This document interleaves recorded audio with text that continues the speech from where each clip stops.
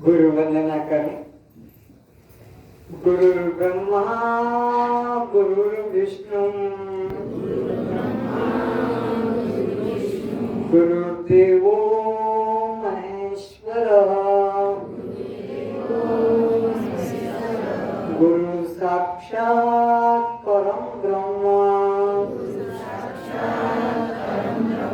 तस्मै श्री गुरुवे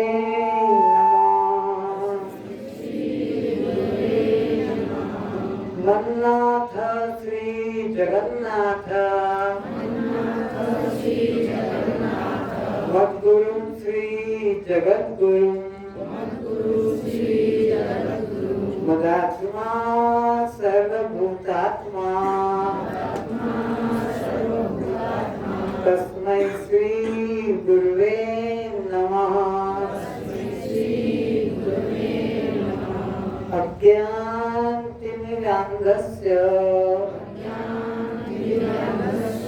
ज्ञानाञ्जनशलाकया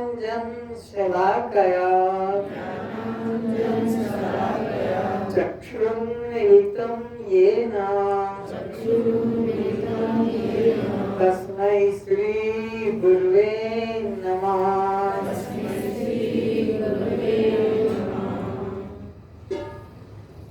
अज्ञानतिमिरान्धस्य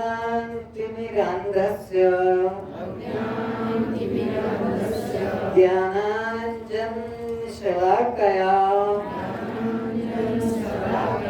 चक्षुरुन्मीलितं येन तस्मै श्री गुरुवे नमः। असतो मा सत्त्वमय तमसो मा ज्योतिर्गमय मृत्योर्मा अमृतं गमय।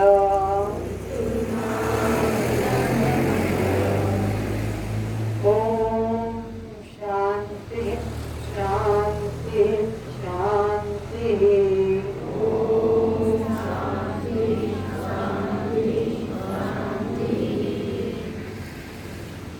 जब मैं उठती हूँ परमात्मा ही उठते हैं। जब मैं चलती हूँ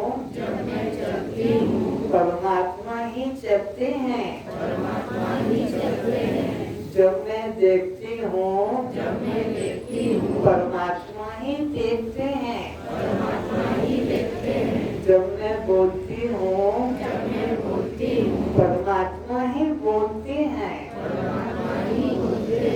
जब मैं सुनती हूँ परमात्मा ही सुनते हैं। जब मैं काम करती हूँ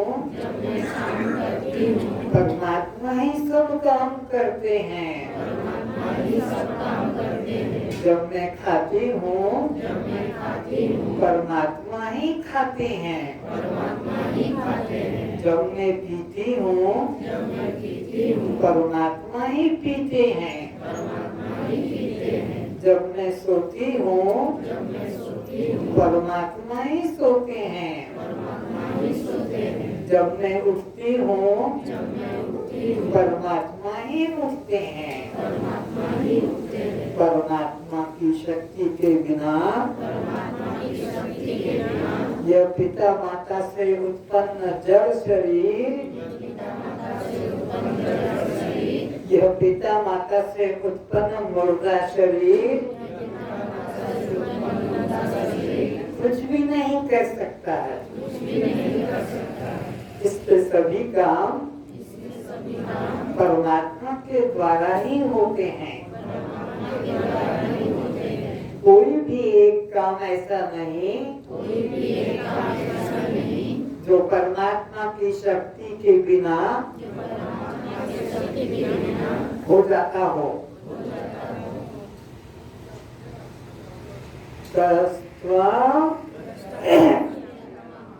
तो आप जल हैं, दृश्य हैं, अनात्मा है, शव है, और प्रकाश है, बद्ध हैं तो जन्म मरण फिर किसको? भूख प्यास किसको? सुख दुख किसको? बंध मोक्ष किसको? बस तुम सभी अपने मंगल नेत्र को खोले। श्रोताओं के रूप में उपस्थित सभी आत्मनिष्ठा को नमस्कार।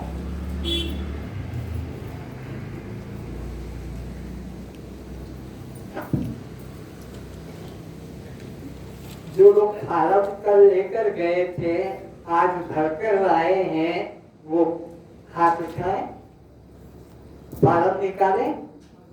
जिन्होंने फार्म लेके आए हैं, एक कलेक्शन करो, फार्म ले लो, आगे से ले चुके। जिसने नहीं दिया है अभी हाथ उठा के बताए।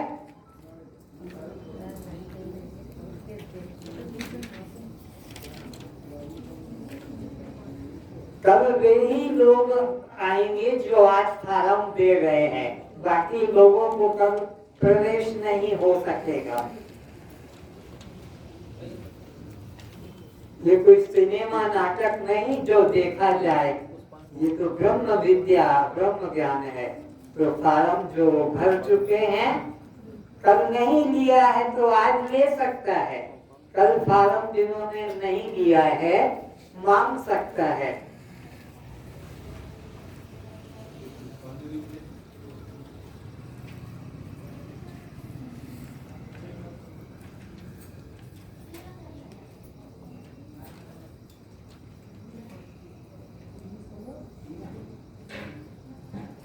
फार्म भरने में एक मुख्य बात यही है कि मैं मांस मछली अंडा शराब का सेवन नहीं करूंगी, नहीं करूंगा। जो तुम्हारे कल्याण की बात है, हमें कुछ उससे लाभ नहीं, तुम्हारे मन की शुद्धि का वो प्रमाण होगा कि मैं मांस मछली अंडा का सेवन नहीं करूंगा। उन्हीं लोगों को ये फार्म भरना है।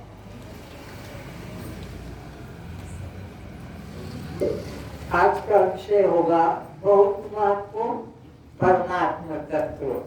परमात्मा किसे कहते हैं, परमात्मा के क्या लक्षण हैं, उसका क्या स्वरूप है, उसे आज समझाया जाएगा।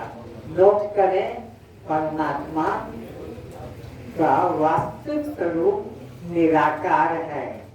परमात्मा का वास्तविक स्वरूप निराकार है।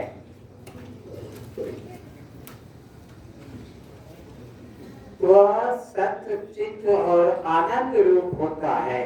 सत्य चित्त आनंद उसे कहते हैं। सत्य चित्त और आनंद, ये तीन उसके लक्षण हैं। सत्य चित्त और आनंद। अब परिभाषा लिखो, सत्य जिसका कभी नाश नहीं होता। सत्य किसे कहेंगे? जिसका कभी नाश नहीं होता है। अब चित्त लिखो, चित्त किसे कहेंगे? जो तीनों कालों को जानता रहता है, जो तीनों कालों को या सबको जानता रहता है, उसे चित्त कहते हैं।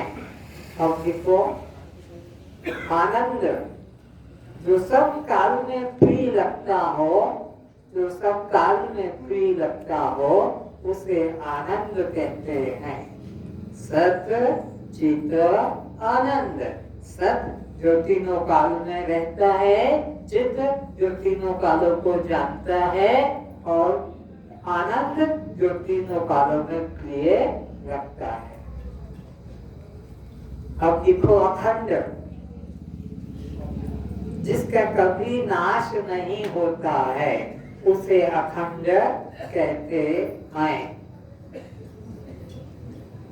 जिसका कभी नाश नहीं होता है, उसे अखंड कहते हैं।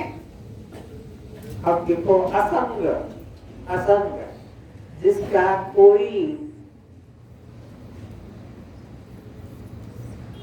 सजातीय, जिसका कोई सजातीय, जिसका कोई विजातीय, जिसका कोई विजातीय और जिसका कोई स्वगत संबंध न हो, जिसका कोई स्वगत संबंध न हो, उसे असंग कहते हैं।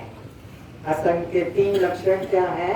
जिसका कोई जाति का रिश्तेदार न हो, सजाति न हो, जिसका कोई विजाति अन्य जाति का शत्रु न हो, और जिसका अंग प्रत्यंग न हो, यानी निराकार हो, उसको असंग ब्रह्म, असंग परमात्मा कहते हैं। तो परमात्मा की पहचान बताई असंगता। ये सामने चेयर खाली क्यों छोड़ के रखी है? इस पे कचरा पड़ा है, उसको फेंको। हाँ, ये कचरा साथ में लेके आए हैं, इसके लिए एक चेयर रख लिया है। इस चेयर को पूरा करो, पहले पूरा कर लो। कोने वाला, इधर से कोने वाला उठे और वहां पहुंच जाए।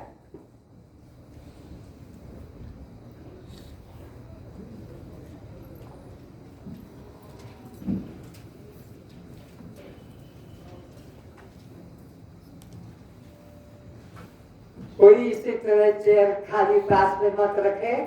अपना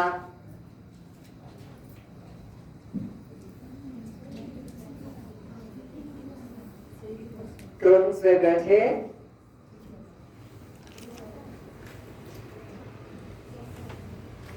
खंबे के सामने कोई भी चेयर न रहे।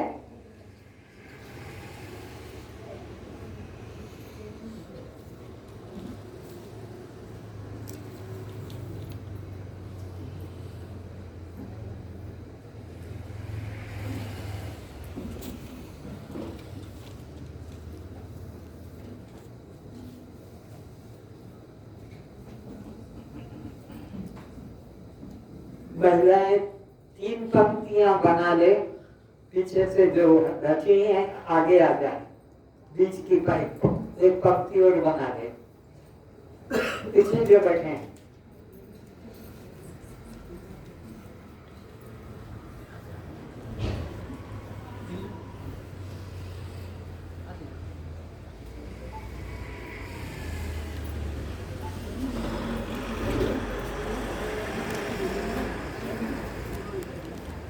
और कोई है जिसमें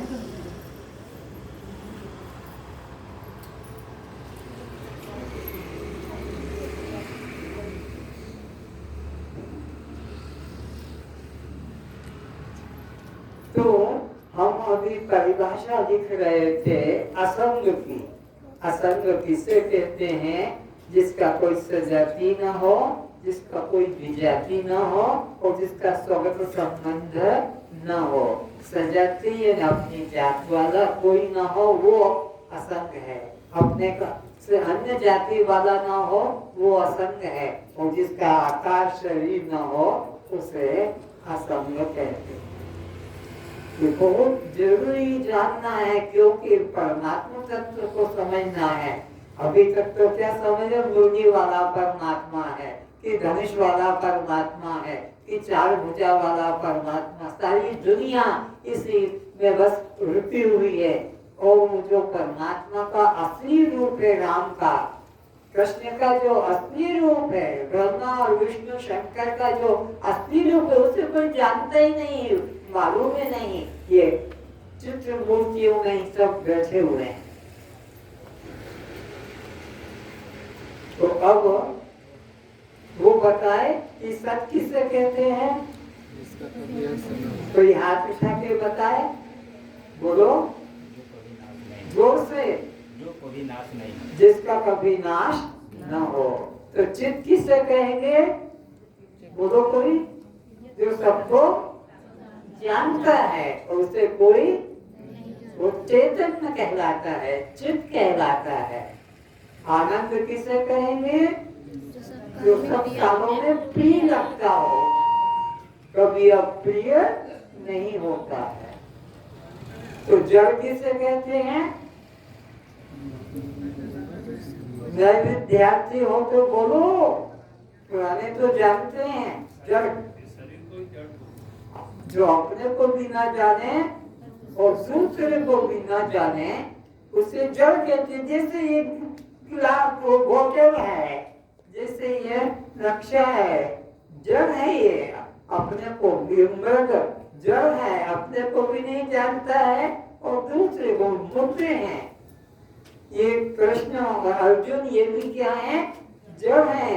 न अर्जुन कृष्ण को जानता है, न कृष्ण अर्जुन को, दोनों मूर्तियां जड़ है। ये हाथी जड़ है, जो अपने को ना जाने, दूसरे को ना जाने, उसे क्या कहेंगे, जड़ कहेंगे। अच्छा, तो दृश्य किसे कहेंगे? तो नए विद्यार्थियों के हाथ खड़ा कर उठना चाहिए तेजी से। इतनी देर क्यों लगती है? आज तो 5 दिन हो गए, अभी तक तुमको जड़ और चेतन का पता नहीं लगा, तो परमात्मा का पता किससे लगेगा? जड़ जो निष्क्रिय, अपने को भी नहीं जाने और दूसरे को भी ना जाने, वो जड़ है। और दृश्य किसे कहेंगे? जो दिखाई तो पड़ता है पर देख, ये सब दृश्य है। ये सब क्या है? पर ये किसी को देख नहीं सकते। तो तुम दृश्यों की दृष्टा हो, तुम दृष्टा हो, क्योंकि तुम सबको देखते हो, सबको, छोटी से छोटी वस्तु को भी और बड़ी से बड़ी को भी। चांद सूरज को भी तुम बताते हो, और चांद सूरज तुमको नहीं बताते। तो अब स्वयं प्रकाश किसको कहेंगे? जो सबको प्रकाशित करता है, और उसको कोई प्रकाशित, वो स्वयं प्रकाश है। जैसे आत्मा, मैं स्वयं प्रकाश हूँ और मैं सूरज को भी बताता हूँ। सूर्य उदय हो गया, कौन बोलेगा? मैं बोलूंगा। सूर्य अस्त हो गया, कौन बताएगा? सूर्य बोलेगा कि मैं बोलूंगा? चंद्रमा निकला है, यह मैं बताऊंगा कि चंद्रमा? आज पूर्णिमा है, कौन बताएगा? मैं। अमावस्या है, कौन बताएगा? मैं सबको बताता हूँ। शव किसे कहते हैं? शव कोई हाथ नहीं उठा, सब बोलते हैं क्या? निर्जीव है, जो निष्प्राण है और जो निष्क्रिय है।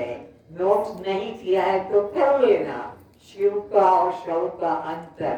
तो शव कौन है? जिसमें जीवन नहीं है, निर्जीव है, जिसमें प्राण नहीं है, निष्प्राण है, जिसमें कोई क्रिया हलन चलन नहीं, निष्क्रिय। तो निर्जीव, निष्प्राण, निष्क्रिय को क्या कहेंगे? शव कहेंगे।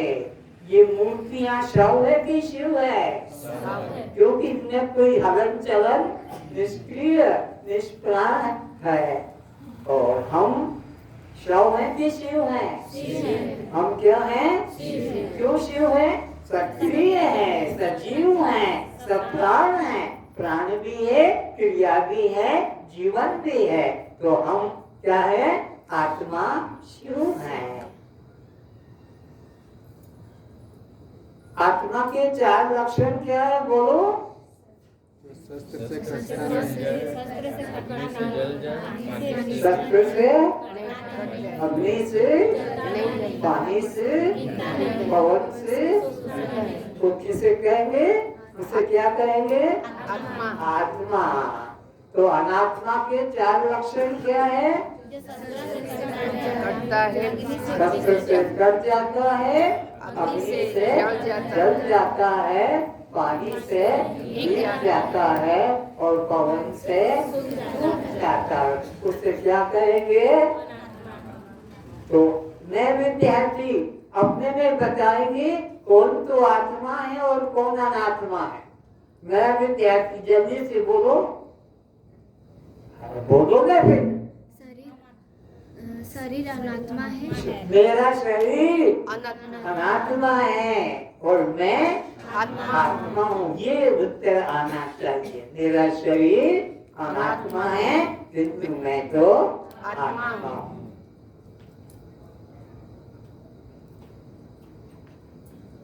तो आप कब सोते हैं?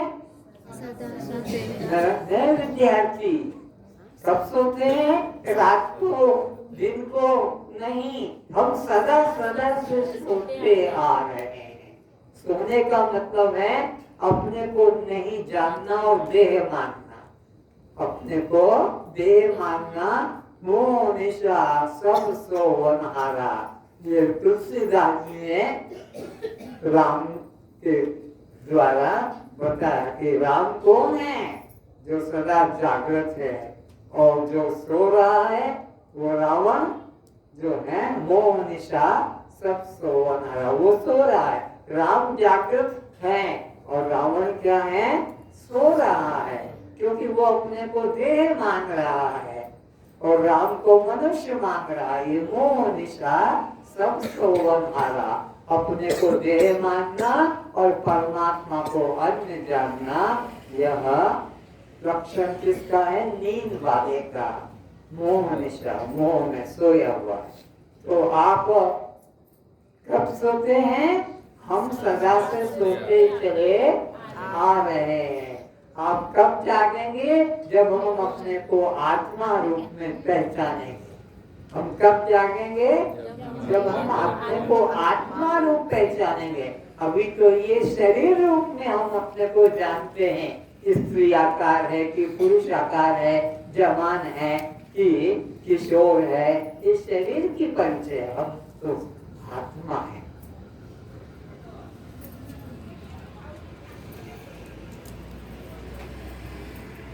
अब परिभाषा देखिए, विवेक।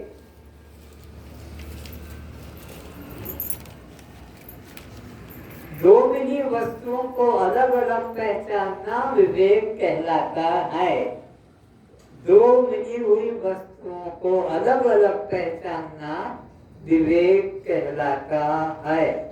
दो मिली हुई वस्तुओं को अलग पहचानना, पृथक पहचानना विवेक कहलाता है।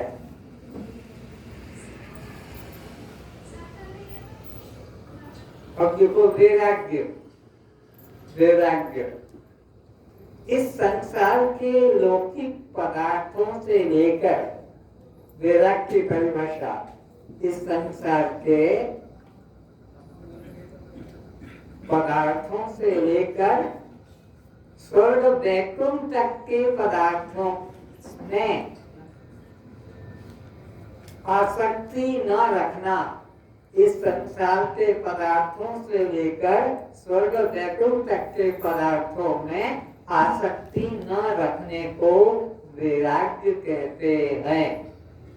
इस संसार के पदार्थों से लेकर, जो भी संसार में सामान, उन सब में से लेकर स्वर्ग वैकुंठ तक के पदार्थों में आसक्ति न करने को वैराग्य कहते हैं।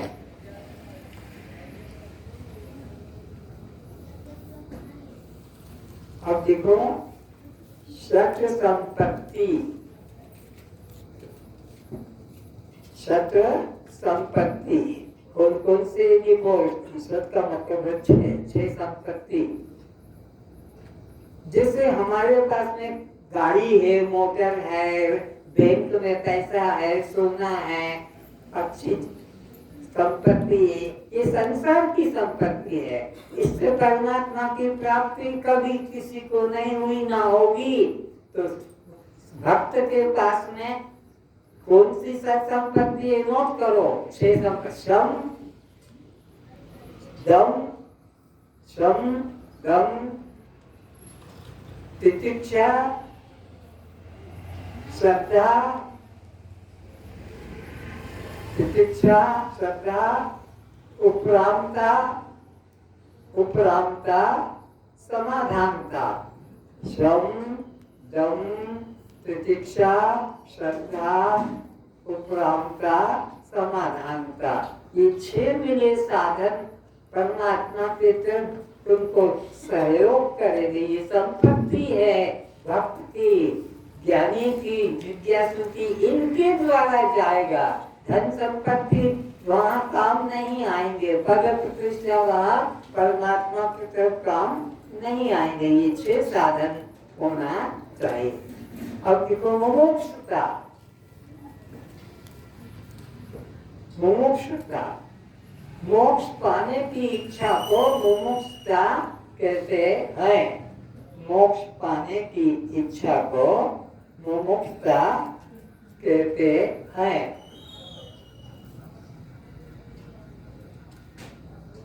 मोक्ष पाने की इच्छा को मुमुक्षुता कहते हैं।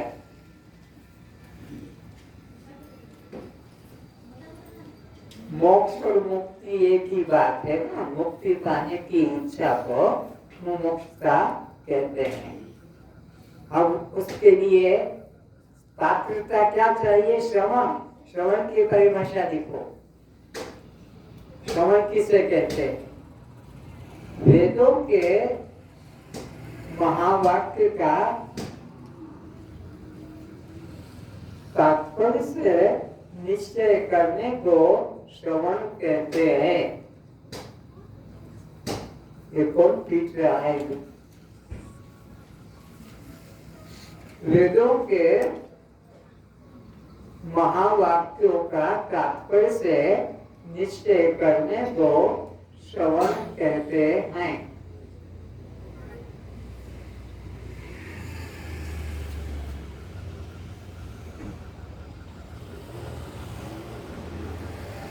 और देखो मनन। मनन श्रवण के बाद क्या करना पड़ेगा? उसका चिंतन करेंगे। तो मनन अभेद की साधक, जीव ब्रह्म के अभेद की साधक। मनन की परिभाषा जीव ब्रह्म के अभेद की साधक और भेद की बाधक। जीव ब्रह्म के अभेद की साधक और भेद की बाधक युक्तियों के द्वारा अद्वितीय ब्रह्म का चिंतन करना। युक्तियों के द्वारा अद्वितीय ब्रह्म का चिंतन करना मनन कहलाता है।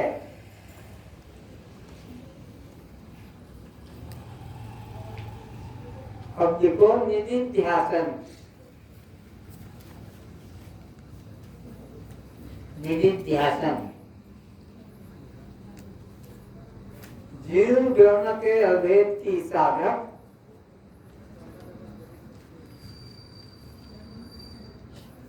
और भेद की बाधक।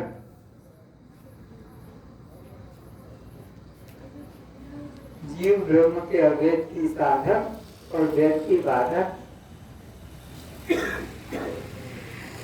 को अलग पहचानना, तो अलग पहचानना निधिध्यासन कहलाता है।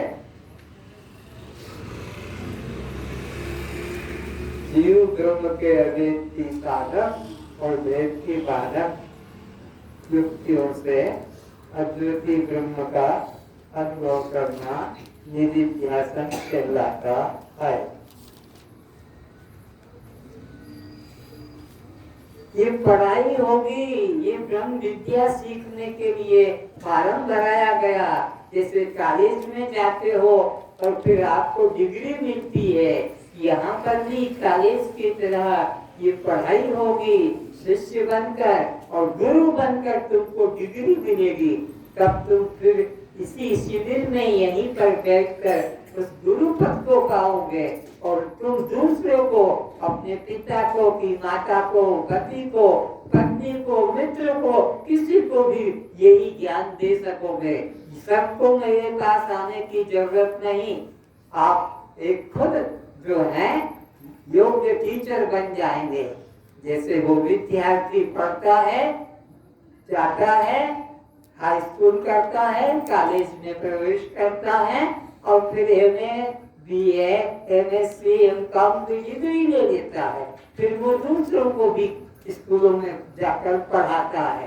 तो ये विद्या है, इसमें आलस मत करना परिभाषा लिखने में, क्योंकि तुमको फिर अपने पत्नी को, फिर पिता को, फिर मित्र को, फिर पुत्र को समझाने में सुविधा रहेगी, डिग्री मिलेगी आपको।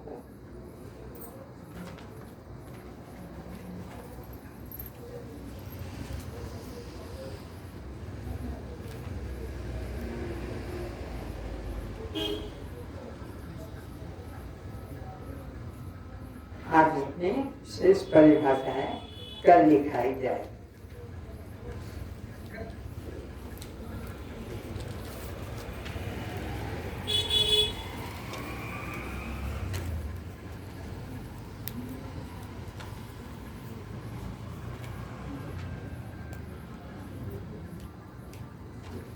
तो स्वयं प्रकाश किसे कहेंगे? पढ़ के भी बता सकते हो, अभी इतनी जल्दी याद नहीं आएगा, इसीलिए लिखा रहा हूं। स्वयं प्रकाश जो सबको प्रकाशित करता है और स्वयं किसी से प्रकाशित, उसे स्वयं प्रकाश कहते हैं। पर प्रकाश किसे कहेंगे? जो दूसरों को प्रकाशित करता है पर खुद किसी को प्रकाशित, जो दूसरों से प्रकाशित होता है पर खुद किसी को प्रकाशित, उसको पर प्रकाश कहते हैं। स्वयं प्रकाश मैं स्वयं आत्मा हूँ और पर प्रकाश सारा जगत है।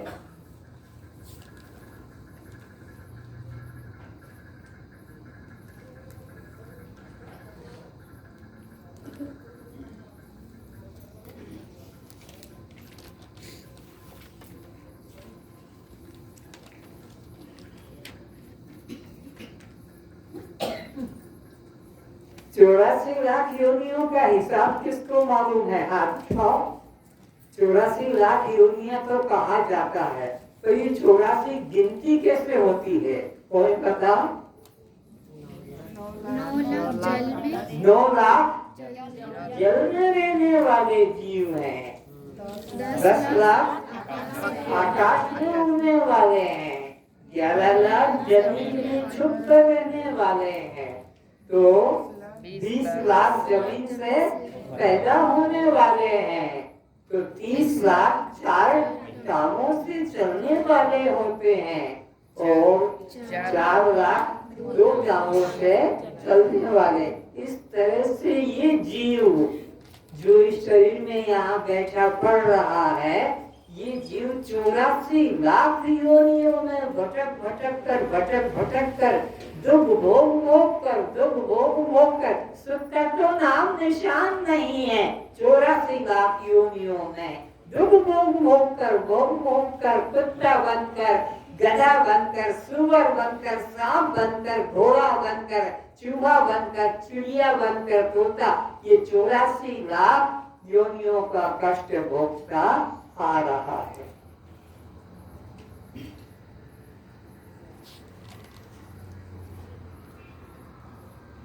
किस योनि का भोग तुम लोगों ने नहीं भोगा? बोलो, 84 लाख योनियों में तुम गए हो, तो किस योनि का भोग नहीं भोगा? सभी योनियों का भोग भोगा।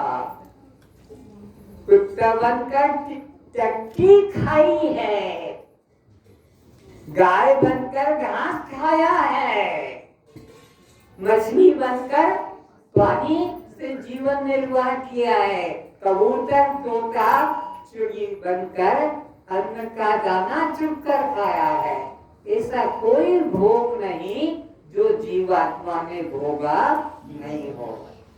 छुपके मत बैठो, इधर बैठो, अलग चोरी करने की आदत, देरी से आए फिर भी छुप के बैठे।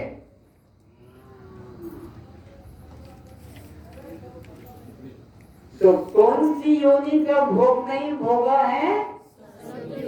बोलो, सभी योनि का भोग भोगा है। जिसको हम नफरत करते हैं, अरे ये तो कुत्ते चट्टी खाते हैं, तो ये तो बकरी पत्ते खाती है, ये ऊंट पत्ते खाता है, ये हाथी, हम तो मनुष्य हैं। अभी मनुष्य हो, लेकिन जब तुम हाथी बने, ऊंट बने, बकरी बने, कुत्ता बने, चिड़िया तोता बने, तो उस योनि में वही भोग भोगा है। इसलिए किसी से नफरत मत करो, क्योंकि तुम सब उस योनि से आ रहे हो।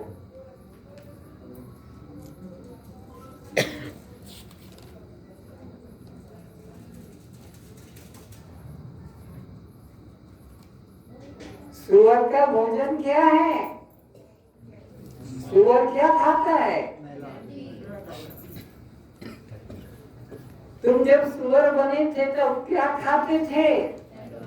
क्योंकि 84 लाख योनियों में ऐसी कोई योनि नहीं जो हमने भोगी न हो। पत्ते खाकर कब कब जीवन व्यतीत किया था? पत्ते खाकर। बकरी, ऊंट, हाथी पत्ते ही खाते। मांस खाकर कब जीवन व्यतीत किया? बोलो वो तो अभी भी खा रहे, ये तो शर्म की बात है। तो मांस खाकर कब जीवन व्यतीत किया? जब हम कुत्ते थे तो वहां पर वही मिलता था। जब हम बिल्ली थे, जब हम सांप थे, जब हम चूहा थे, तो उन योनियों में मांस ही खाया जाता था।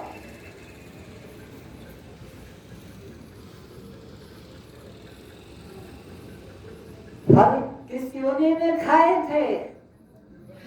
बंदर बनकर, तोता बनकर, चिड़िया बनकर।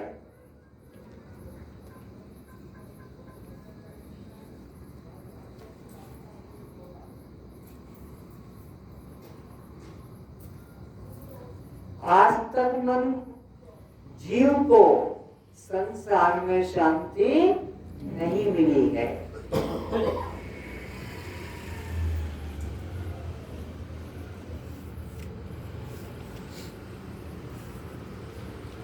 किस योनि को वेद शास्त्रों में दुर्लभ कहा? दुर्लभ तो देव दुर्लभ भी कहा। देवताओं को भी, जिन देवी देवताओं की पूजा करते हो, जिन देवी देवताओं का आप व्रत उपवास करते हो, जिन देवी देवताओं की डोरे रस्सियां बांध बांध के बैठे हो पशुओं की तरह, ये सब जो है इन योनियों के अंदर हम भोग भोग कर आए हैं और ये सब को दुर्लभ है। मनुष्य जीवन सबको बस ये तुमको जो प्राप्त हुआ है 84 लाख योनियों में, ये मानव जीवन दुर्लभ है।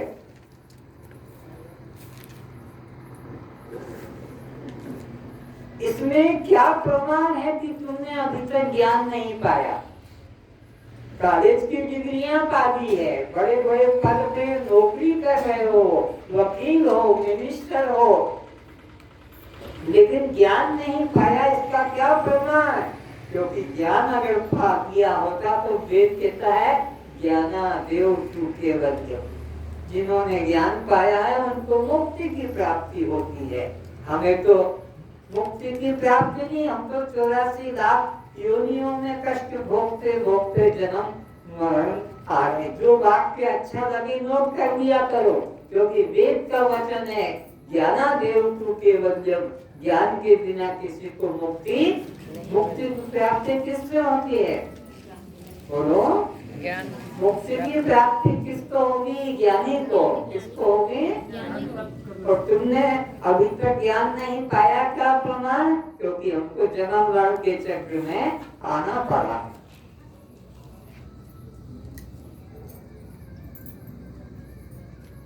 परमात्मा को कौन सा भक्त प्रिय है? आत्म अर्थार्थी, जिज्ञासु और ज्ञानी। 4 भक्त हैं, आर्थ, अर्थार्थी, जिज्ञासु, ज्ञानी। कोई धन की कामना लेकर भगवान की भक्ति करता है, तो कोई रोगों से छूटने की इच्छा करता है, तो कोई भगवान के संबंध में जिज्ञासा और कोई भगवान को पाने की। इन 4 में से भगवान को ज्ञानी सबसे ज्यादा, ज्ञानी प्रभु ही विशेष प्यारा। गीता के 7वें अध्याय के अंदर यह भगवान ने बताया है। भगवान को कौन सा भक्त प्रिय है? ये पूजा पाठ करने वाला, मंत्रमाला करने वाला, तीर्थ जाने वाला, ये भगवान को प्रिय नहीं है। गीता के 7वें अध्याय में भगवान ने कहा है ज्ञानी तो आत्मेयमतम, ज्ञानी मेरी आत्मा है। जैसे हम माँ बाप कहते ये बच्चा तो मेरी आत्मा है, सबसे ज्यादा प्रिय को हम कहते हैं आत्मा। तो भगवान गीता में कहते हैं ज्ञानी प्रभु विशेष प्यारा। रामायण ने कहा ज्ञानी तो आत्मे में मतम, ज्ञानी मेरी आत्मा है।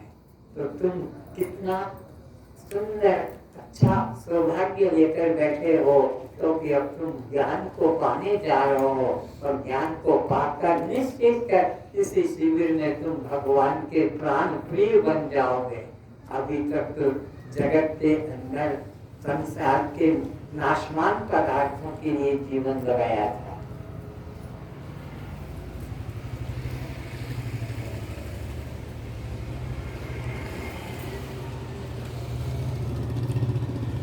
आत्महत्या किसे कहते हैं?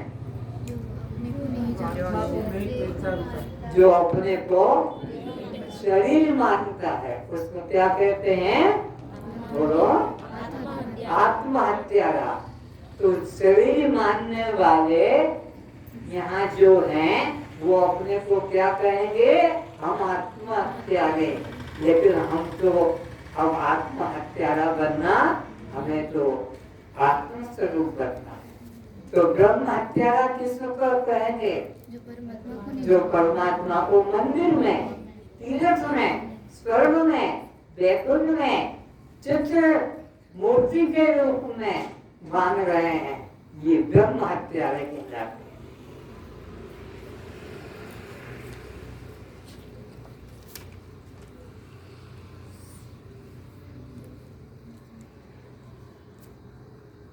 ज्ञान से रहित मनुष्य किसके समान है?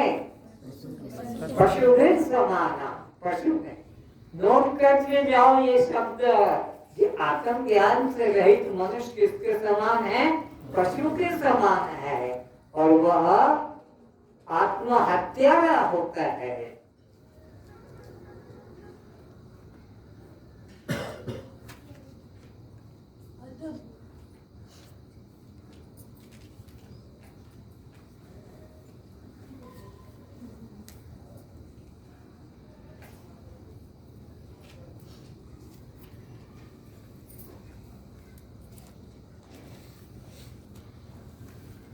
अब समष्टि और व्यष्टि का अर्थ जानो। एक को व्यष्टि कहते हैं, समूह को समष्टि कहते हैं। इस क्लास में सब एक एक व्यष्टि है और पूरा क्लास को समष्टि कहेंगे सबको।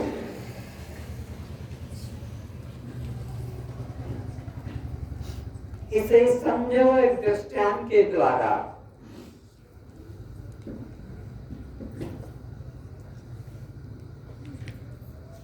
अभी हम जहाँ बैठे हैं इस स्थान का नाम है शांति आश्रम। क्या नाम है? इसमें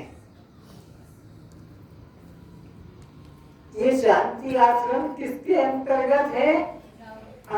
राउरकेला के अंतर्गत। राउरकेला किसके अंतर्गत है?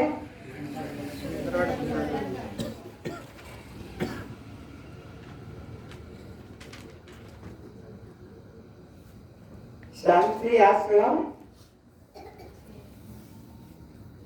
अच्छा, कुछ और विस्तार बताया। शांति आश्रम प्रधान कली के अंतर्गत है। प्रधान कली छेड़ कॉलोनी के अंतर्गत है। छेड़ कॉलोनी किसके अंतर्गत है? राउरकेला के अंतर्गत है। राउरकेला किसके अंतर्गत है? सुंदरगढ़ के अंतर्गत है। समझते जाए ना? सुंदरगढ़ किसके अंतर है? यह ओडिशा के अंतर्गत है। ओडिशा किसके अंतर्गत है? भारत के अंतर्गत है। भारत किसके अंतर्गत है? एशिया के अंतर्गत है। एशिया किसके अंतर्गत है? वह संसार के अंतर्गत है। संसार से कोई भी मकान, कोई भी नगर, कोई भी जिला, कि कोई भी प्रांत, कि कोई भी देश अलग, सब समष्टि के अंतर्गत है।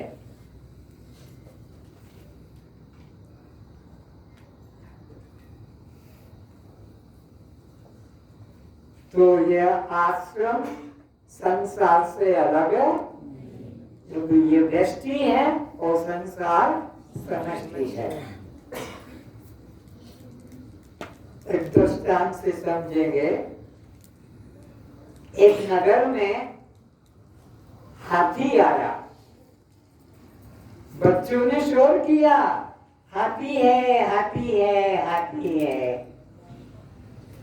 तो उसमें एक अंधों का आश्रम था। उसी गांव में अंधों का आश्रम, अंधों लोग अपने आश्रम से बाहर आए और जाने वाले सज्जनों ने किसी से पूछा कि भाई ये बच्चे शोर क्यों कर रहे हैं, अंधों का आश्रम है। और वो पांचों अंधे आश्रम से निकलकर रोड पे आए और जाने वाले से पूछा कि भाई ये बताओ ये बच्चे शोर क्यों कर रहे हैं। उस जानने वाले सज्जन पुरुष ने कहा, सूरदास जी हाथी गाया है, गांव में हाथी कभी कभी आता है तो बच्चे शोर कर रहे हैं। अंधों ने कहा, हमने भी कभी हाथी नहीं देखा है, बाबू दया करके हमको भी हाथी दिखा।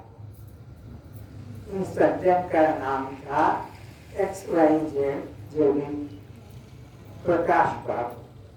प्रकाश बाबू ने पांचों अंधों को पकड़ा, एक से एक अंधों को, और हाथी के चारों तरफ खड़ा कर दिया। देख लो अच्छी तरह से हाथी को। पांचों अंधे हाथी के चारों ओर लगे और वो अब अंधों को देख रहे हैं। अंधे लोग हाथी को देख रहे हैं। एक व्यक्ति ने कहा, ओ प्रकाश बाबू की कृपा से मैंने हाथी को देख लिया, आज तक मेरे को पता नहीं था हाथी कैसा है, अब पता लग गया कि वो अजगर सांप होता है। तो दूसरा अंधा कहता है, अरे जा तू क्या अंधा देखेगा, हाथी खूंटा है खूंटा। तो तीसरा अंधा कहता, तू भी अंधा है, हाथी तो सूप जैसा होता है, कूड़ा जैसा। चौथा अंधा कहता है, तुम तीनों के तीनों अंधे हो, हाथी काठी दीवार जैसा होता है।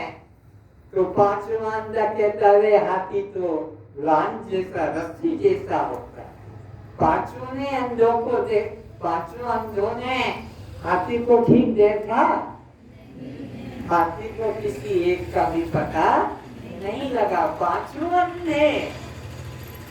परमात्मा के बारे में भी ऐसा ही विचार करना है कि कोई कहता है मुरली वाला है, कोई कहता है धनुष वाला है, कोई कहता है त्रिशूल वाला है, कोई कहता है चार भुजा वाला है, तो कोई कहता है कि वह और किसी आकार वाला है। पर हाथी को कौन देखेगा? वो आंख वाला है कि अंधा? आंख वाला देखेगा। विमूढ़ा नानु पश्यन्ति पश्यन्ति ज्ञान चक्षुः।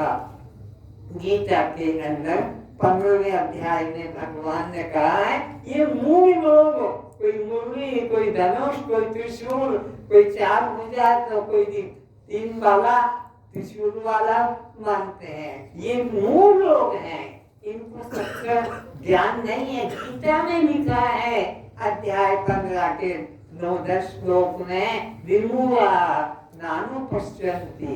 फिर कौन देखेगा परमात्मा को? वो भी लिखा है पश्यन्ति ज्ञान चक्षुषः। भगवान को कौन अनुभव करेगा?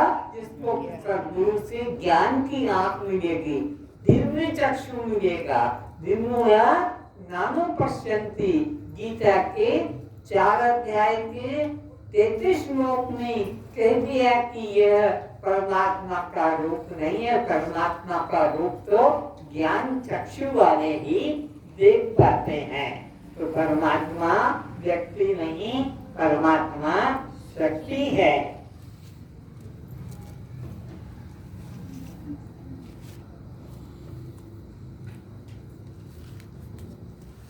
परमात्मा अखंड सत्ता है। अखंड का मतलब होता है जो सब देश में, सब काल में और सब रूप में। परमात्मा सब देश में है, सब काल में है और सब रूप में है। और जो उस परमात्मा को नहीं जानेगा और शरीर छोड़ेगा वो आत्महत्या की गति को प्राप्त होता है।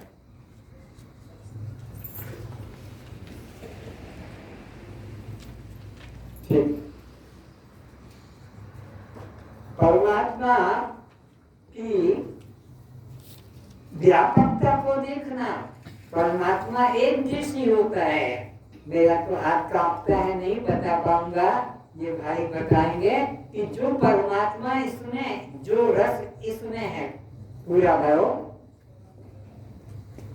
हाँ, ये जो वो देख लो, तुम्हारा हाथ तो छोटा हुआ है, ये हाथ देखो, ऊंचा करो। ये जितना इसमें भरा हुआ है परमात्मा, इसमें आकर दे उतना ही पूरा हो जाता है। भरो इसमें, बाहर न गिरे। परमात्मा कैसा पूरा है, घट घट में बराबर है। छोटा बड़ा शरीर दिखाई पड़ता है, लेकिन परमात्मा सब में समान है। जो इसमें, इसको हाथ से दिखाओ, जो इसमें पूरा है वही इस ग्लास में पूरा हो जाएगा। परमात्मा में छोटा बड़ा नहीं होता है। जलाओ मत, थोड़ा थोड़ा धीरे धीरे।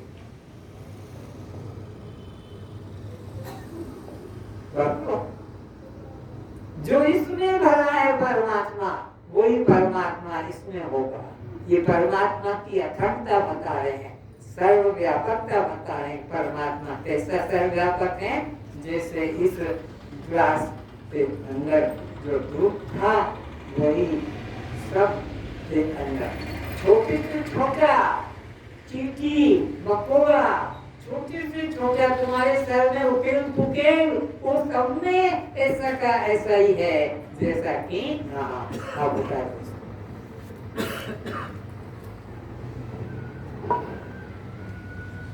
तुम पी जाओ।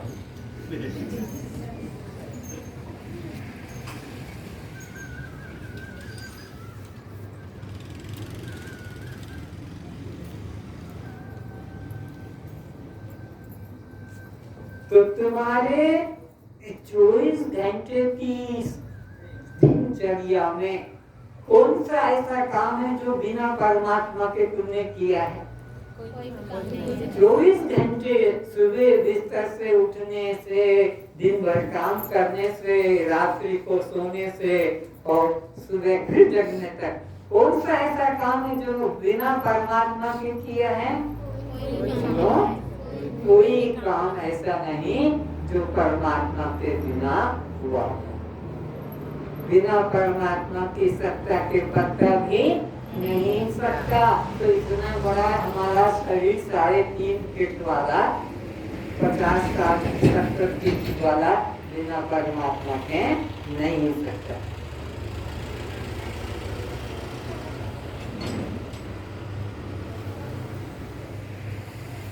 तो परमात्मा एक देश में है कि सब देश में? एक रूप में है कि सब रूप में? तो तुम परमात्मा के भगत हो। और परमात्मा को देखने बद्रीनाथ जा रहे हो, केदार जा रहे हो, जगन्नाथ जा रहे हो, वृंदावन जा रहे हो, अयोध्या जा रहे हो, तिरुपति जा रहे हो, तो तुम परमात्मा के उपासक नहीं है, एक कल्पित आकृति के उपासक हो। परमात्मा का उपासक तो हरि व्यापक सर्वत्र समान। जैसे ग्लास में, छोटे ग्लास में, उससे बड़े ग्लास में, उससे बड़े ग्लास में, उससे बड़े ग्लास में, वो रस सर्वव्यापक था, वो रस सब में समान था। परमात्मा भी सब जीवों में, सब प्राणियों में समान है। अगर किसी विशेष को तुमने माना है तो तुम व्यक्ति के उपासक हो, शक्ति के उपासक नहीं। परमात्मा साकार रूप से अलग अलग दिखता है, लेकिन निराकार रूप से सबके अंदर आत्मा रूप से विद्यमान है। भाई ट्रेन किधर है? हाँ, वहीं से बता देना। देखो ये ट्रेन किसके सहारे चल रही है? ये नीचे पटरी है और पटरी के ऊपर ट्रेन चल रही है। बिना पटरी के सहारे ये ट्रेन गति नहीं कर सकेगी। ट्रेन को गति मिल रही है पटरी के सहारे। परमात्मा पटरी है, पटरी, और हमारा जीवन है ट्रेन। ट्रेन किसके सहारे चल रही है? पटरी के सहारे, पटरी पे चल रही है। उससे गिर जाएगी तो ट्रेन चल नहीं पाएगी। तो इसी प्रकार हमारा जो जीवन चल रहा है ये ब्रह्म पटरी के सहारे, परमात्मा पटरी के सहारे चल रहा है। अगर प्राण निकल गए तो ये उठ नहीं पाएगा, चल नहीं पाएगा, खा पी नहीं पाएगा। तो पक्का करो कि हम तुम सब शरीर किसके सहारे चल रहा है? परमात्मा के सहारे। शरीर किसके सहारे चल रहा है? मंदिर में बैठा है वो चला रहा है कि तीर्थ में बैठा है वो तुम्हारे शरीर को चला रहा है कि तुम्हारे घर के मंदिर में? परमात्मा इसी देह मंदिर के है।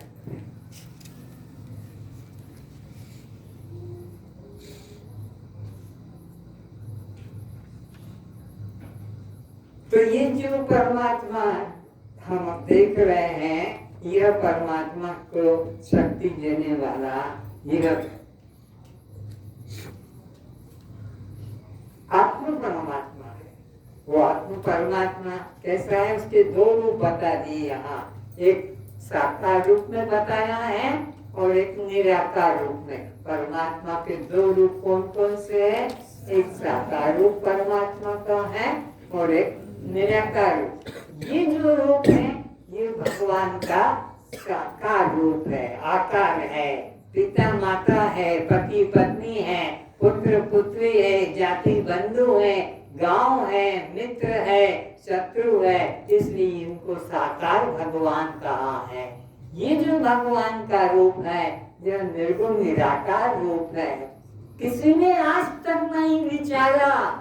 सब मंदिर जाते हैं, फूल चढ़ाते हैं, प्रसाद, लेकिन ये नहीं पूछा किसी ने इनके हाथ कहाँ चले गए, इनका सर कहाँ चला गया, इनके कान कहाँ चले गए, इनकी आंखें कहाँ चली गई, इनका नाक कहाँ चला गया, इनका मुख कहाँ चला गया, इनकी टांगें कहाँ चली गई, इनके पिता माता मित्र, कुछ भी नहीं है, किसी ने नहीं विचारा। लेकिन ये परमात्मा का, भगवान कृष्ण का, राम का, ब्रह्मा विष्णु शंकर, ये असली रूप है सब देवी देवताओं का, जगत का।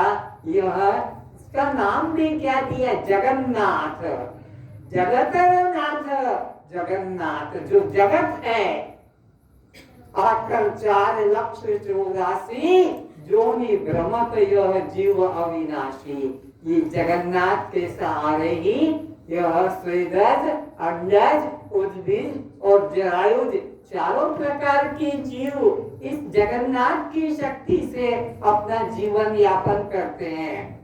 4 प्रकार अंडे से, जमीन से, अंडज, उद्भिद और शरीर के द्वारा पैदा होता है।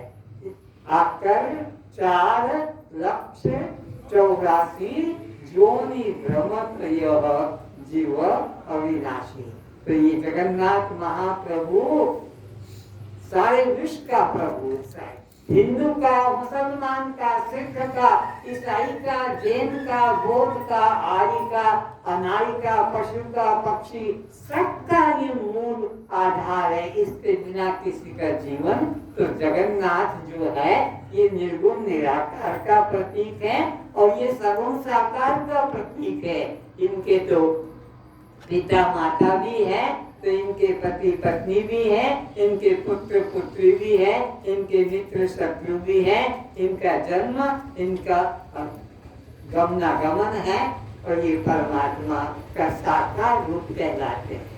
लेकिन ये जो है परमात्मा का निर्गुण निराकार। लेकिन जो लोग नहीं जानते हैं वो ये मन कल्पित मूर्ति को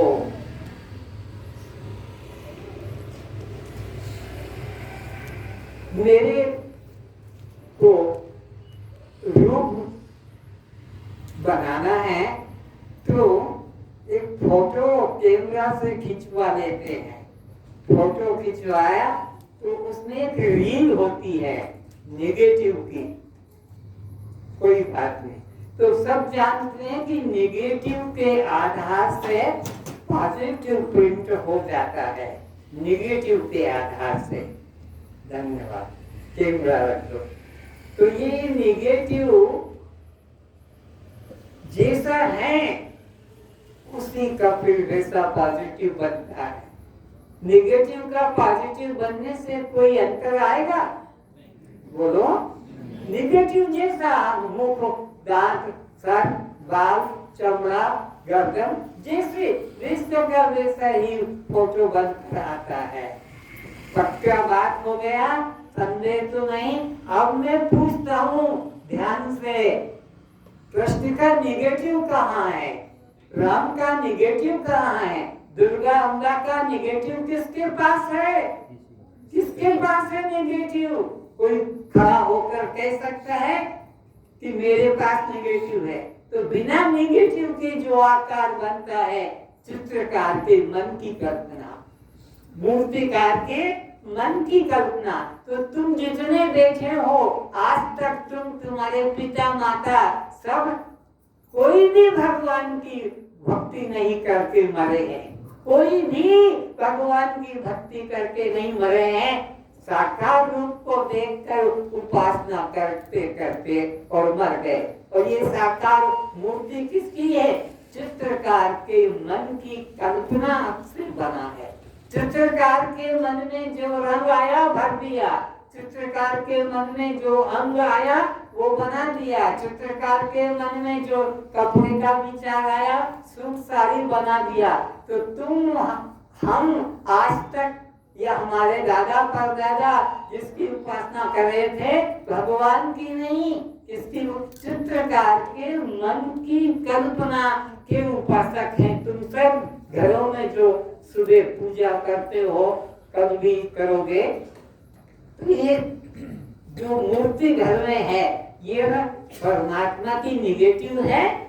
नहीं, इन परमात्मा की निगेटिव नहीं, ये निगेटिव तो चित्रकारों के मन की कल्पना है। तो हमने आज तक किसकी उपासना की है? भगवान की कि चित्रकारों की मन की उपासना?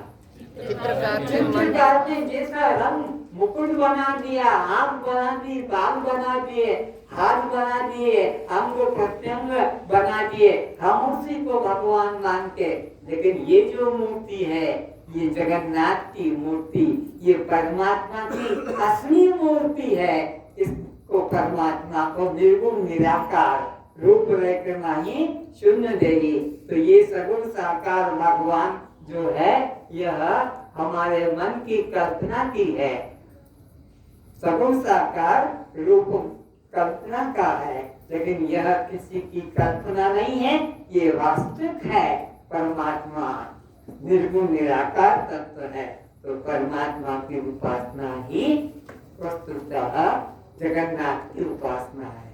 जगन्नाथ की उपासना ही ये हिंदुओं का ही नहीं, मुसलमानों का भी, सिखों का भी, ईसाइयों का भी, जैनियों का, बौद्धों का, आर्यों का, सबका ये परमात्मा है। जगन्नाथ न माने उनकी दुर्बुद्धि है, लेकिन राम की जैसे निगेटिव कहीं नहीं, कृष्ण की निगेटिव नहीं, इसी तरह महावीर की, अल्लाह की, जीसस की कोई निगेटिव नहीं है।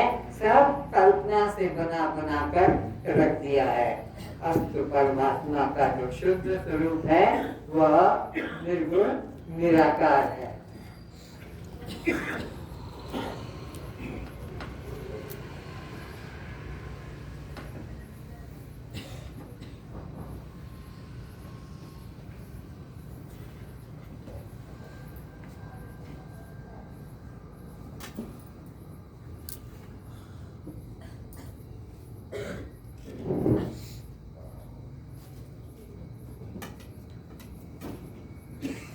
ये जो दूध है ये जितने प्रकार के अन्न यहाँ अलग अलग ग्लासों में रखे हैं, मूंग है, चना है, गेहूं है, चीना बादाम है, इस सब के अंदर दूध है।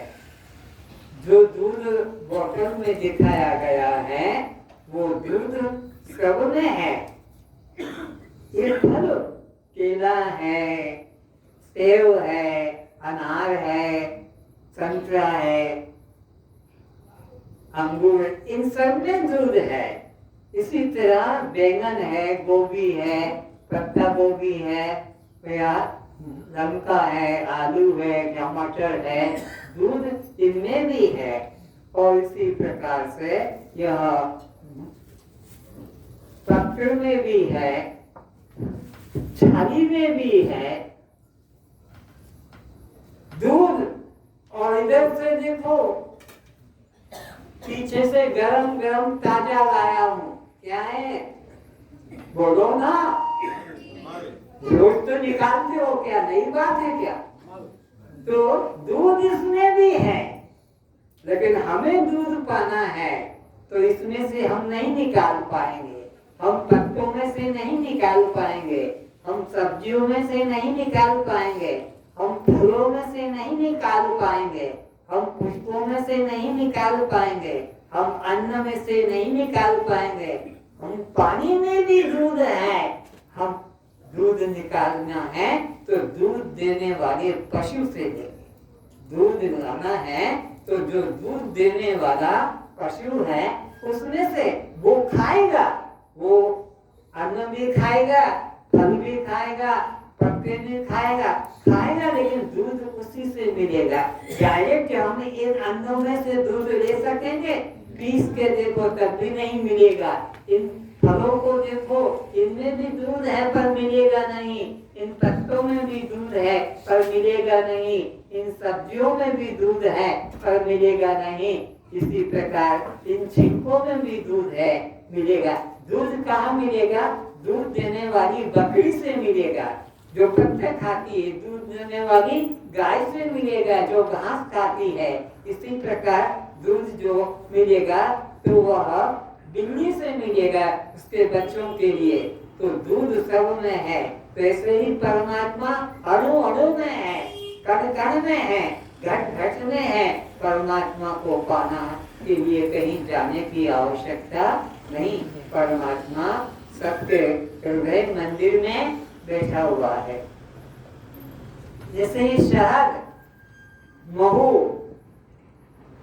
ये महू फेरा है। तो शहद कहाँ से मिला? इन पुष्पों के अंदर, हर पुष्प में शहद है। और इस पुष्प को निचोड़ो, पीसो, इसमें से शहद निकल पाएगा? नहीं निकल पाएगा। ये हर पुष्प में महू है। लेकिन अगर हमें महू पाना है तो फिर महू फेना के पास पहुंचना होगा, और महू फेना के द्वारा ही वह मिलेगा। तो परमात्मा सब जगह है, सब स्थान पे है, लेकिन प्राप्त करना है तो हमें महू फेना के पास आना पड़ेगा। महू फेना से ही यह महू निकल पाता है। ऐसा ही परमात्मा अणु अणु में, घट घट में है, लेकिन पाना है तो हमको सद्गुरु के शरण में आना होगा। परमात्मा तो है हमारे अंदर, लेकिन प्राप्त करना है तो सद्गुरु की शरण में जाना पड़ेगा, तभी हम परमात्मा का अनुभव कर सकते हैं। परमात्मा दृश्य नहीं, परमात्मा तो दृष्टा है।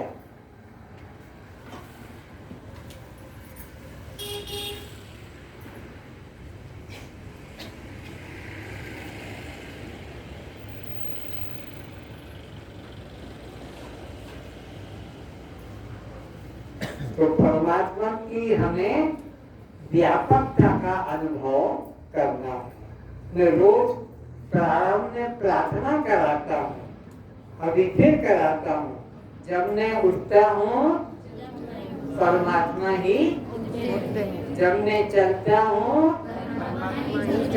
जब मैं देखता हूँ, जब मैं सुनता हूँ, जब मैं बोलता हूँ, जब मैं करता हूँ, जब मैं खाता हूँ, तो 24 घंटे की कोई भी साधना नहीं जो बिना परमात्मा के होती है। तो परमात्मा हमारा स्वरूप है। पर जब तक सद्गुरु नहीं मिलेगा, आत्म ज्ञान नहीं मिलेगा, हम इस देह को ही अपना रूप मानकर और मर जाते हैं। हमारे बाप दादा भी मरते चले गए और हम भी देह को मैं मानकर मरते चले जाते। पर हमारा कोई ईश्वर की कृपा हो गई, हमारा कोई पुण्य जन्म का था, तो हमको ये ज्ञान में आने की श्रद्धा जगी। ज्ञान में वही बैठेंगे जिनका जन्म जन्म का पुण्य या ईश्वर की विशेष दया कृपा, उनको ज्ञान में बैठने की रुचि जगेगी। बाकी तो लोग सुनकर और चले गए, उनको ज्ञान में, क्यों? उनका पाप इतना प्रबल था, इनका पाप इतना था कि वो ज्ञान की क्लास में बैठ नहीं पाए। तो विचार करें, ठाकुर की आकृति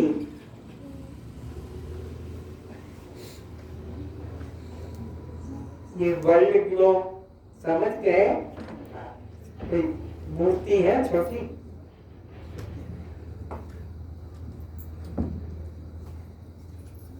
आप जहाँ रहते हैं, आप जहाँ रहते वो घर, अभी लिस्ट बताई थी ना कि वो आपका घर कहाँ, आपके मोहल्ले से अलग नहीं, आपका मोहल्ला आपके गांव से अलग नहीं, आपका गांव आपके जिला से अलग नहीं, आपका जिला आपके देश से अलग नहीं, आपका देश जो है यह एशिया से अलग नहीं और एशिया संसार से अलग नहीं। इसी प्रकार परमात्मा सब देश में है। अब परमात्मा सब काल में है। तुम उठ के जाके पूजा करते हो, नमस्कार करते हो, माला चढ़ाते हो, जो बोलता नहीं, जो खाता नहीं, जो सुनता नहीं, जो चलता नहीं, जो उठता बैठता नहीं, इसको तुमने परमात्मा मान दिया।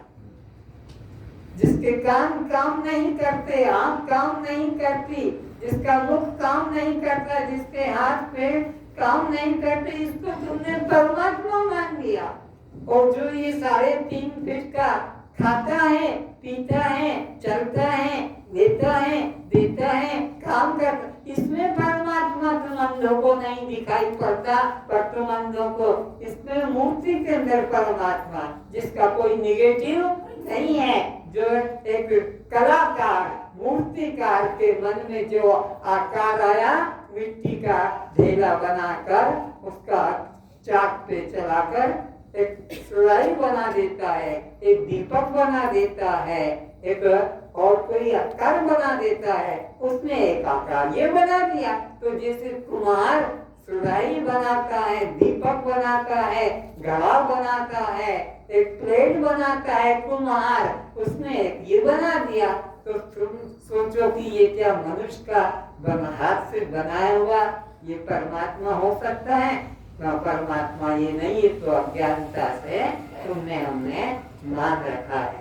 तो इतना बड़ा शरीर जो सुन रहा है, जो चल रहा है, जो देख रहा है, खा रहा है, पी रहा, उसमें परमात्मा नहीं दिखता।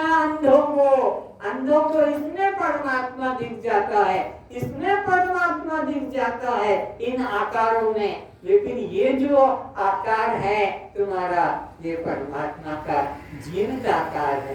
पर अज्ञानी लोग इसे नहीं समझ पाते। सद्गुरु से जब ज्ञान प्राप्त होता है, आत्म ज्ञान प्राप्त होता है, तब ही वो अनुभव करते हैं। व्यक्ति का दर्शन करके तुम परमात्मा नहीं मानते हो, लेकिन मूर्ति का दर्शन करने से कहते हमने भगवान के दर्शन किए हैं।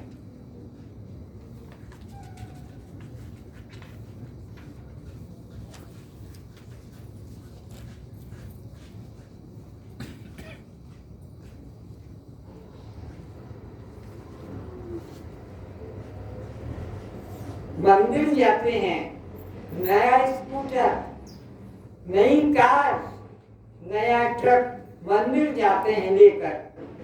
वो मंदिर का पुजारी जो भगवान का आरती करता है, पूजा करता है, वो 150 के लालच में आकर मंदिर में से निकलकर चंदन पुष्प लेकर और तुम्हारे ट्रक के ऊपर, तुम्हारे स्कूटर के ऊपर, तुम्हारे कार के ऊपर पूजा करता है, चंदन छिड़कता है, पुष्प रखता है।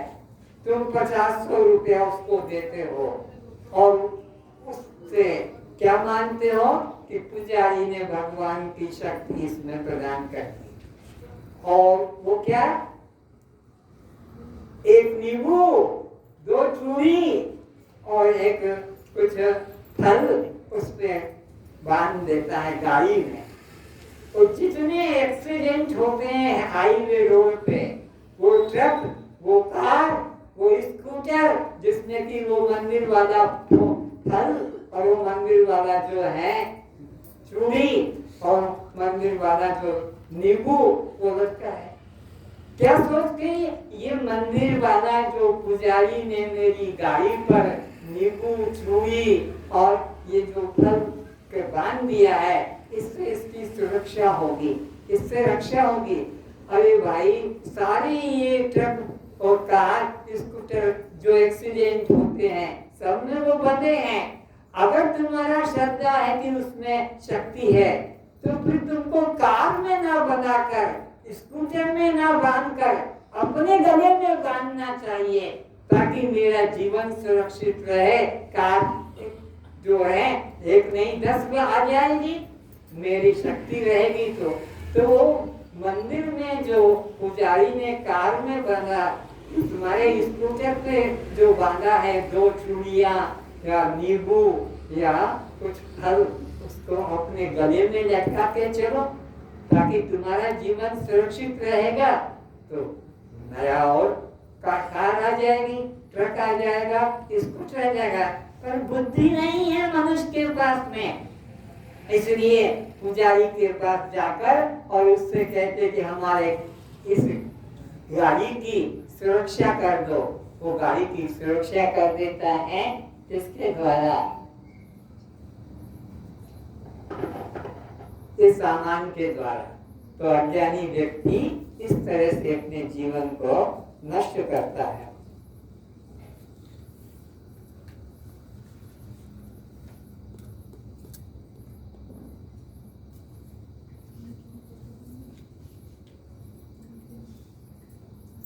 श्वास अंदर आता है और बाहर जाता है, जिससे हमारा जीवन है। जब 300 साल पहले बिजली नहीं थी, तो क्या करते थे, 2 कड़े छत में लगवाकर रस्सी लटका के बांस बांधते थे, उसके ऊपर मोटा सा चादरा ऐसा हम उस पर डाल देते थे, सिलाई कर देते थे। वो बांस के ऊपर वो चादरा बना, एक डोरी बांधकर नीचे लाते थे और एक व्यक्ति खींचता था। तो घर वालों को हवा, जब बिजली नहीं थी, बिजली के पंखे नहीं थे, तो इस तरह से हम छत के ऊपर लगवा लेते थे। 2 कड़ों में बांस बांध दिया, बांस पे मोटा चादर बांध दिया और रस्सी खींच कर दिया है और वो चला कर देते थे। तो दिन में तो बच्चों को तुम 2 घंटे, तुम 2 घंटे, कोई स्कूल जा रहा है, कोई कॉलेज जा रहा है, तो उसकी माँ कोई नौकरानी करते थे। अब रात्रि के समय, अब सबको तो नींद आ रही है, तो कैसे काम चलेगा? तो मजदूर को बुला लिया कि तुमको रात भर मजदूरी देंगे और तुम इसको खींचते रहना, ताकि हमको अंदर कमरे में खिड़की से बाहर रस्सी पहुंचा दी, वो मजदूर खड़ा खड़ा अपना चलाता था और उसको भी मनुष्य है, नींद आ गई तो पंखा बंद हो गया कमरे का हवा, तो मम्मी मम्मी हाय गर्मी गर्मी, उठ के नौकर को कहा खड़े खड़े चलाओ, नहीं तो तनख्वाह तुमको नहीं मिलेगी, तुमको सोने के लिए थोड़ी पैसा दिया। वो गरीब आदमी वो बाहर खड़ा खड़ा खींचता था, घर के अंदर हवा सबको मिलती थी और अपना काम चलता था। विचार थोड़ा करो कि यह श्वास अंदर की तरफ जाना और बाहर के तरफ आना, यह किसको करना पड़ता है? श्वास अंदर कौन खींच रहा है? तुम तो सो गए और वो नौकर बाहर की हवा दे रहा है, पंखे से बाहर से हवा पहुंचा रहा है खाने के लिए, वो रस्सी को खींच कर, और तुम सोए हो। तो ये जो पंखा है श्वास का, ये वो क्या नौकर चला रहा है?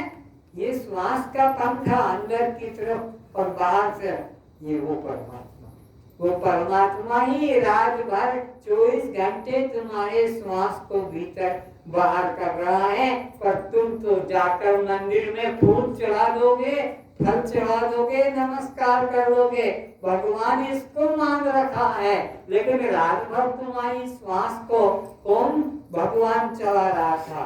ये तुम्हारा अंदर परमात्मा ही बैठा है और वह तुम्हारे को शक्ति दे रहा है। पर मूर्ख व्यक्ति उस परमात्मा को नहीं स्वीकारेंगे, वो तो मंदिर में जाएंगे, जिसको पुजारी पूजा करता है, फूल फूल चढ़ाता है और उसी को परमात्मा मान लेता है। तो विचार करना है।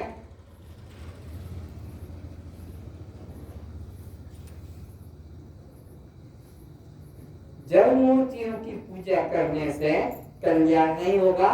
चैतन्य मूर्ति जो बैठी है तुम्हारे अंदर, उसी की उपासना करना होगा।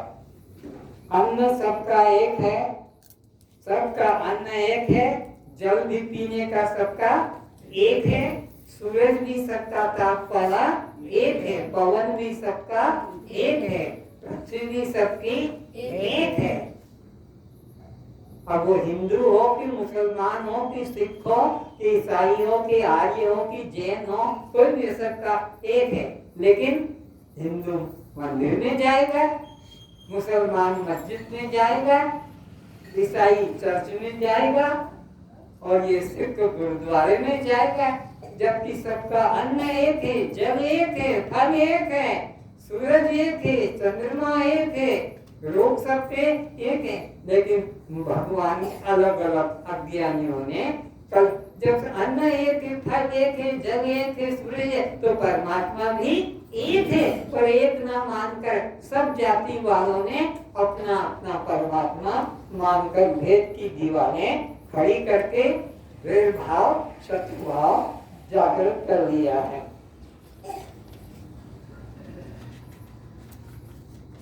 तुम मंदिर गए और मंदिर में जाकर होलोनी करते हो, कैसे करते हो करके बताओ। बस कान फूटेंगे। ये होलोनी करने की शक्ति कहाँ से आई? ये होलोनी निकली कैसे? मुर्दा होलोनी कर पाएगा? मुर्दे व्यक्ति से होलोनी कर पाए? कितनी सुंदर कला से होलोनी निकाल रहे थे, कितनी खुशी लग रही थी कि मैं होलोनी का राम स्वामी जी ने कहा, अरे पागलो, ये होलोनी करने के पहले वो परमात्मा अंदर है, होलोनी करने से आने वाला नहीं है। परमात्मा तो सबके अंदर चैतन्य शक्ति है।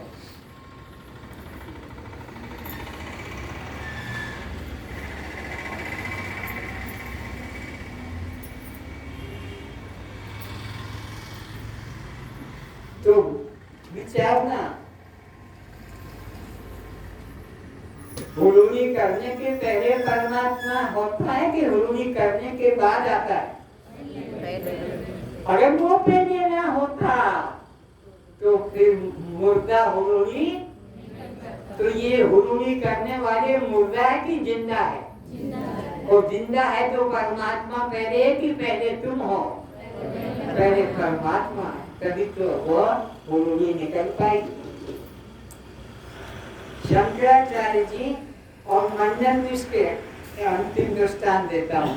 शंकराचार्य जी और मंडन मिश्र जो है आपस में साक्षात कर रहे हैं।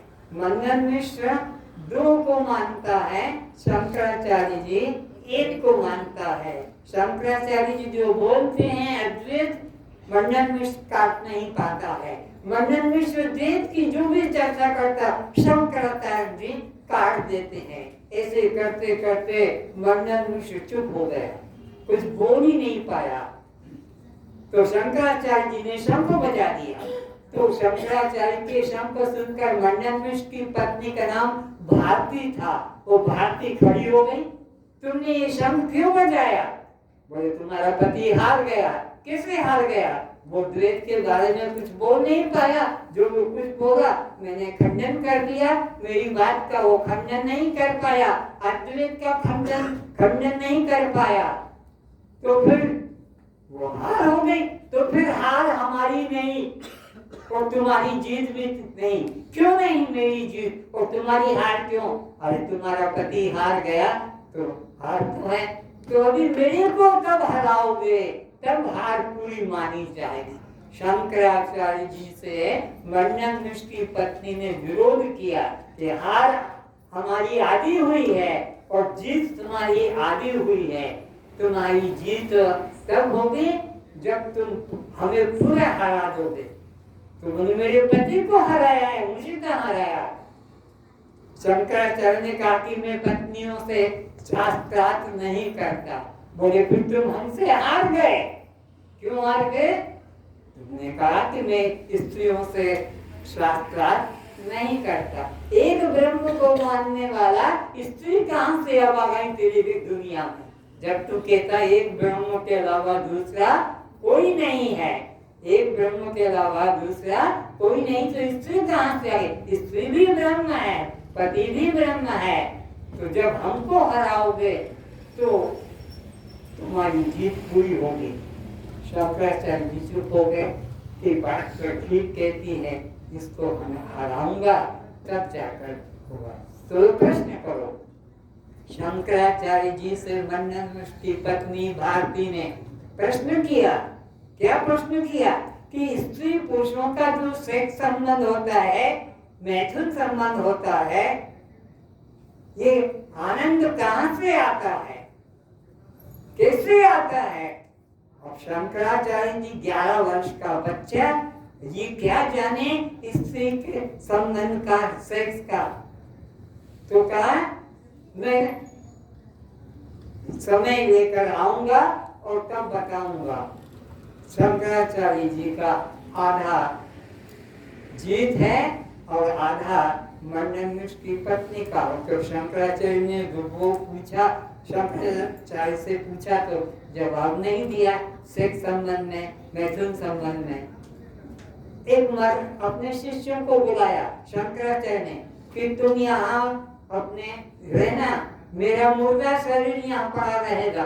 शंकराचार्य ने अपने जिंदा शरीर को निष्प्राण कर लिया, निकाल दिया और शिष्यों से कहा तुम इसको घेर के रखना, मैं वापिस इसमें आऊंगा और इसकी प्रश्न का उत्तर भारती को देकर जाऊंगा। शंकराचार्य के शिष्यों ने अपने गुरु का, शंकराचार्य का शरीर को, शव शरीर को, मुर्दा शरीर को रखा संभाल कर, और शंकराचार्य ने एक मरते हुए राजा में प्रवेश कर गया योग शक्ति के द्वारा, जो मरने जा रहा था, और उसने प्रवेश करके शक्ति देकर रानियों से सेक्स संबंध करके अनुभव लेकर और फिर उस शरीर से निकलकर अपना मुर्दा शरीर जो शिष्यों के साथ था उसमें प्रवेश किया, और प्रवेश करके और फिर मंडन मिश्र के पास गए और कहा तुम्हारी पत्नी को बुलाओ, और पत्नी के साथ में शास्त्र जो हुआ मैथुन संबंध में कि आनंद तो आत्मा का स्वरूप है, किंतु मन की एकाग्रता जब तक नहीं होती है तब तक वह आनंद का स्खलन नहीं होता है। मैथुन करने से वहाँ जो मन की एकाग्रता कुछ क्षण के लिए होती है, उसमें आनंद का प्रतिबिंब पड़ता है और वह आनंद ही ब्रह्म का मुख्य स्वरूप है। कस्त्वम। आज का विषय यही समाप्त करते हैं। शेष चर्चा कल करेंगे, जो बहुत ही इससे महत्वपूर्ण होगी। यह आपका साकार युग, स्नान, उपवास, श्राद्ध, यज्ञ। स्नान कितने प्रकार का, उपवास कितने प्रकार का, श्राद्ध क्या है और अपना मुक्ति क्या है, इसकी चर्चा कर करेंगे। शांति पाठ करें। पार बन गया है, लेके जाएंगे और वो ही कल अंदर आएंगे। अब बैठे आकर नाम पुकार के दिए जाएंगे।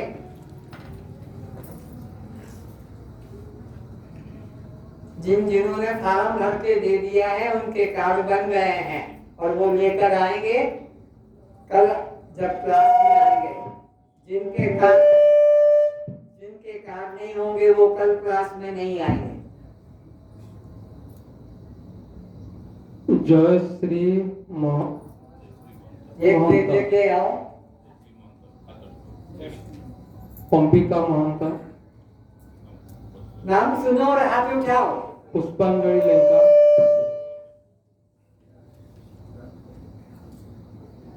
शिल्पा साहू। विजय लक्ष्मी आचार्य। रामचंद्र महातो। मोहन जेना।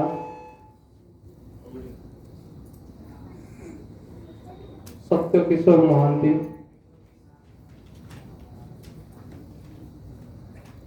रेणुका बाला।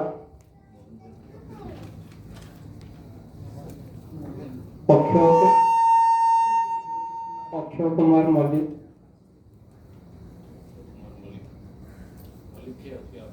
अक्षय कुमार मलिक। मृत्युंजय बारिक। सुशांति साहू। विनोद बिहारी मिश्रा।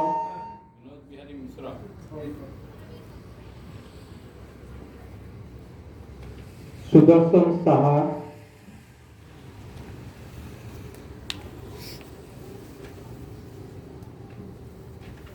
कर्पूर बाग।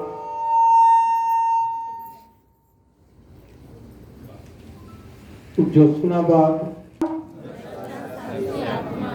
आप जड़ हैं, दृश्य है, अनात्मा है, शव है और प्रकाश है।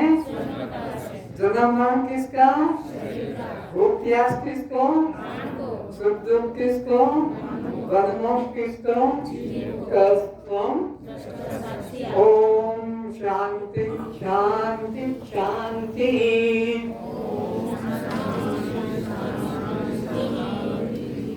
कुछ गलती हो तो क्षमा कर देगा, सबसे क्षमा याचना।